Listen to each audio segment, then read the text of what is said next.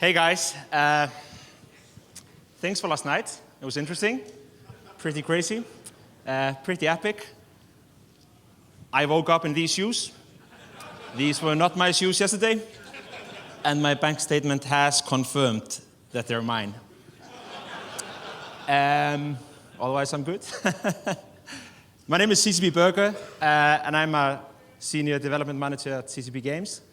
I produce Team Phenomenon. That's basically your all things AI team. We're going to talk about PVE today, and to get you guys into the right mood and for me to be so I can troll you a little bit. I wanted to start with this question here. What happens to your drone when the engine gets a life of its own? Dun, dun, dun. So, Team Phenomenon. Who the hell are we and what the hell do we do? Team Phenomenon is first and foremost a tools team that's developing tools for AI and procedurally generated content, all with the idea and the mission of making space great again. Alongside me, we have CCP Frelicious, CCP Larkin, Paradox, and CCP Yo Mama on the team. Pretty amazing team.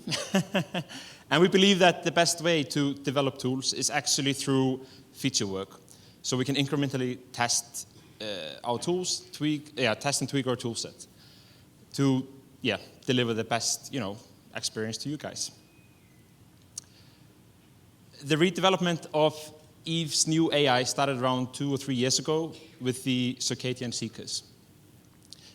Our hope and mission was to basically take PVE from being, this static, predictable thing that you all love, I guess, and make it more dynamic and reactive to its surroundings. The Seekers were, they were a little basic. At the beginning, they just kind of roamed around and they scanned things, and when they found something they wanted, they actually mined it. And later, they started reacting to aggro action by you guys, by calling these awesome guys the Drifters. The Drifters had more behavior and states. They could one-shot you guys, and they could also pot players, which was fun, allowing the Seekers to show off their odd and yet so awesome ability of collecting corpses. This was a very new and unknown territory for us, so we did not restrain ourselves to play a fit, and it was quite nice to actually have Drifters. We could basically do almost random things with them. So at this point, we basically knew how to roam, scan, mine, call for reinforcement, shoot, and use special weapons unlocked by events. But more important, we made something fun and challenging, which I think was a pretty good start and a great, proof of concept for further development. After Team Phenomenon was formed, kind of the first big thing that we tackled was we launched with the mining operations. We launched these with Ascension last year. Here you basically we spawn NPC miners, and they go out, they find belts, they mine, and when they fill up, haulers actually warp in and they empty their cargo into the haulers, and haulers fill up and warp to parts unknown. And if you attack them, they will actually call reinforcement and try to run away. And these reinforcements, they were kind of the first step into advanced fleet tactics. This is our first step in restraining ourselves to the same restrictions as you players. We wanted to learn, we want you to learn from interacting with these NPCs and use that knowledge to fight other players. We had to build a lot of interesting behaviors and roles to really emulate what you guys do. For instance, for this feature, the response, they had DPS guys, where the DPS dudes, they elect a commander, and then they all kind of anchor around that. They anchor around that commander, and the commander keeps at optimum range for the whole fleet. And then we had logistics, and they act just like player logistics. They use capacitors, Newt and Jam, spread their healing among the damaged members of the fleet, and friendlies as well. But for these responses, we actually the fleets were actually fixed. So you either got a small, medium, or large response. And this was something we wanted to kind of touch on in the next iteration. And our next amazing iteration was actually, happened last spring, which was the awesome blood-rated shipyards down south. So by doing the blood-rated shipyards, we actually learned how to control, we went from kind of controlling a single group into controlling, multiple groups that coordinate between each other, use advanced fleet tactics, and communicate. Yeah. So what we did is that we actually made the structure the structure became like a general. So it's a fleet commander. I guess you guys have better words than general. And we also introduced reactive spawning. So you basically, whatever you brought to the field, the general calculates, evaluates, and responds in, his best interest. So, we basically leave it up to the shipyard, if he spawns short range or long range or whatever. There were a couple of roles we added for the shipyard. First off, we had the tacklers, and these they just try to get super close to the fleet target and web or warp disrupt them. Once the primary is tackled, they spread points among all the hostile forces. The EWAR guys, they're just like any regular electronic warfare ships. They stay out of range and spread their electronic warfare across player ships. And also, blood raiders, just like you guys, they have way too many bookmarks around their structure, so they can easily warp out and then drop right on top of you for some extra fun. These features are we develop these features, not in a silo, and we believe that they're alive once they go out. So what we do is we try to follow what you guys are doing. We try to learn from how you take it down and what tactics you're using, and we're constantly improving them and improving our tool set. And this actually brings me to the first thing I want to talk about today. It's the Christus. Ooh.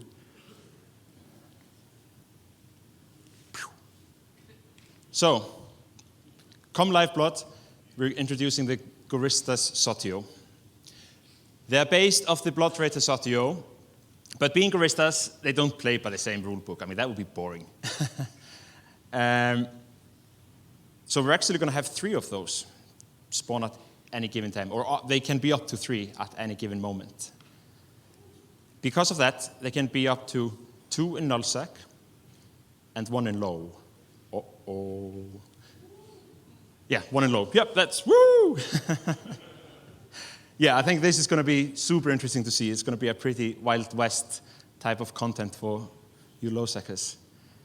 And we're going to have some awesome rewards on top of officer and faction modules. They will be dropping some blueprint copies in armor cases, so you'll need a hauler to actually fetch them. No interceptor loving. The first, the Force Auxiliary, the Lotterhead. Some pretty crazy stats. It follows the theme of the Christus with fewer but more powerful drones. Next is the Dreadnought Cayman. It has damage like a dread, but it can also launch fighters like a carrier. I think this will shake up things a little bit. And then finally, the Titan class Komodo. The Christus really outdid themselves with the Komodo. It's basically a Titan and a supercarrier in one with Doomsday and fighters. And I can't see the DPS that you guys will actually pull out of this thing. The Komodo will be the rarest of 3, and it will only drop in null, to begin with at least. We believe that we will continue to learn a lot from these But it's pretty epic end game content for more advanced players. So we wanted to challenge ourselves in proving that our tech could actually scale down this content for smaller groups and have it a little bit more accessible. So this winter we're actually bringing the forward operating bases to HiSec. Yeah, so Choristas and Blood Traitors in HiSec. With forward operating bases, or FOBs, what? Oh, wait, yeah. So these will actually be, the Choristas and Blood Traitors will actually split up HiSec into two, so they're going to be all over HiSec. You will have multiple of those at the same time. They're going to be a little bit more, more likely that will show up in the lower end of HiSec, but they will be in most of HiSec. And you can discover them by either combat scanning them, or they might actually leave some hints in the environments. First hint in the environment is that the mining operations in the system that they're in is going to be all, that pirate faction, so no Empire mining. And you will also start, and you might actually start noticing kind of patrols of roaming pirates. With these kind of patrols, we're trying to emulate player behavior. So basically, if you don't provide these, patrols with content, they will go and seek content for themselves. And what does that mean? Well, after a few days, they will go and poke around. And they will shoot at players with bad standing towards them. And they will actually also hunt down vulnerable structures. So that's going to be interesting.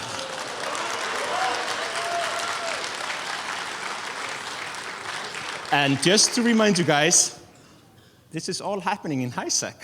Woo-hoo-hoo! I can't wait for the slaps tonight.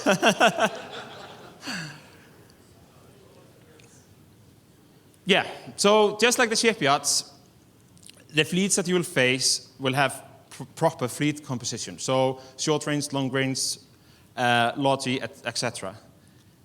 So we want to allow you to have a meaningful fleet experience in HiSec. I'm a firm believer in that, the first time you fleet up in EVE and you go on a roam in Null or wherever you do your fleet action, the game changes.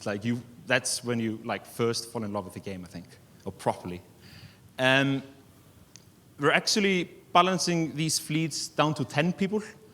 So with kind of an optimal risk-reward experience with around 50 people, it's going to be like a bell curve. Similarly, we balance the Blood Traitor shipyard for around 75 people at the minimum. But because of the system reacts to what you bring to the field, actually, the max that we've seen fighting over the Blood Traitor shipyards is around 1,500 players.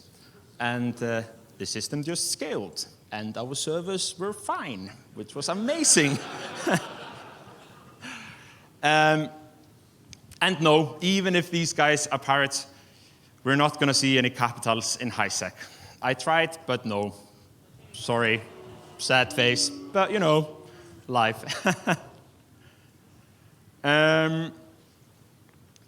Talk about some rewards.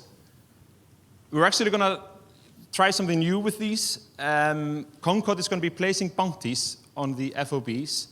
And one of the issues we've noticed with fleets is kind of this whole trust relationship, for payouts and stuff like that. So what we're going to try to do is that bounties are going to be paid out to the player or fleet with the most damage placed on the FOB. If a fleet gets the bounty, the payout will be equally distributed to all fleet members, scaling with the size of the group. Yeah, so we're hoping that we can kind of address this trust barrier by doing it this way. It's going to be a really interesting experiment to see how it will go.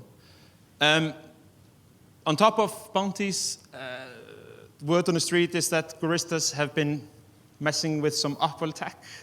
and they're actually fitting the FOBs with some shady upwell tech that they've been poking around with. Both Bloodfruiters and Christus, so those might drop as well. But I'm not going to tell you what those are. You have to find out.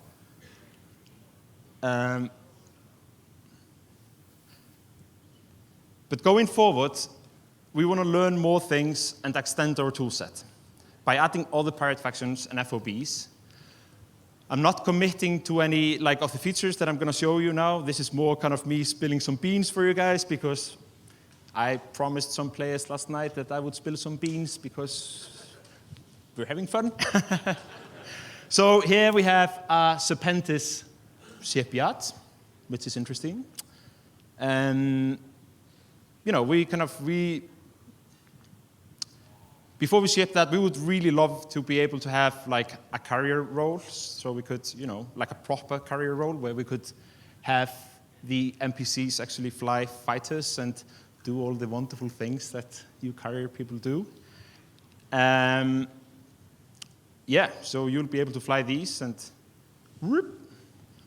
Here are some kind of initial details on this boat. It's still work in progress. We're still poking at it, so. So do you think it's going to be more fun flying this or fighting this? I don't know. I think it's going to be epic fighting these. We also want to improve some of the stuff that we've already built.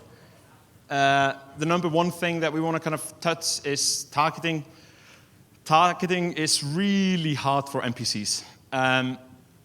Players can quite quickly categorize targets, but NPCs find it much more difficult. For example, NPCs don't really use secondary weapons like newts or webs very well.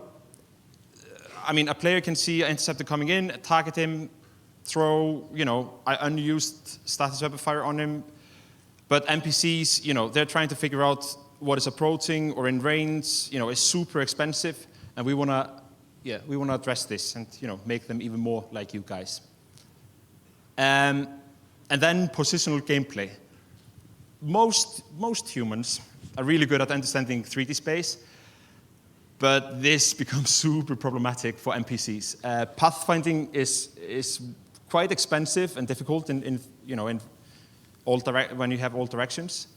And NPCs trying to understand traversal to reduce incoming damage or increase outgoing damage is a really complex problem to solve. We want to build some tools to help the NPCs be more efficient at this. Our current NPCs are done in that way that they just kind of orbit, and that's their understanding of 3D space. But wait, aren't we here to talk about pirates? We shouldn't be talking about boring tools. Here's something you guys have been asking a lot about. Angels are very special in my heart, and we've been wanting to push their art style quite far. Their boats today are amazing. But here are some super early concepts, no dates, no promises. These might never make it into the game, but we are considering them. Caveat, caveat, caveat, otherwise my head will fly off. So here's an early sketch of what an angel carrier could look like. Oh. Take your money, wait for next one. Here's a vertical dreadnought. So you Knucklefork guys, sorry, there's another vertical supremacy showing up. And then, of course, we wouldn't, we have to, should I show the last one? I'm not sure. Oh, yep. This is their Titan. Yeah, it's huge. Can you make it fly sideways? I don't know. Maybe, is it flying this way, that way? It's angels. They do their stuff differently. Yeah, and also just to kind of plant that seed in your guys' head, what if this was an NPC? Interesting. And while we're on the crazy thought, how about us doing something like this? A rogue drone. Shipyards. Rogue drone mining operations. That's a super interesting thought. That's a dark thought. But actually, let's back up a little bit. Team Phenomenon is first and foremost a tools team that designs and that develops internal tools for other EVE content creators to deliver better, more interesting content to you guys. We've already seen this tool in use today in CCP Affinities and CCP Vertex presentation about the resource wars, and you will start to see much more of this in the future and in other features, such as, with the live events and so on and so forth. It's kind of our goal that slowly, start to transition, most NPCs towards this new AI so they can, properly react to each other. But going forward, we don't only want to focus on NPC behaviors. We really want the engine to start taking more responsibility on what happens. I mean, EVE is becoming 15. I mean, we should be able to leave it at home alone. No? Yeah? Yeah, definitely. We want more strategic gameplay, which will give where we give factions agenda and resources and allow them to best figure out how to solve them and react to outside influences. We would love for these factions to build their own empires to fulfill these agendas and basically, create a more immersive universe. I have a roundtable in Evolution in like 25 minutes. Please show up there. And yeah, let's go blow some shit up.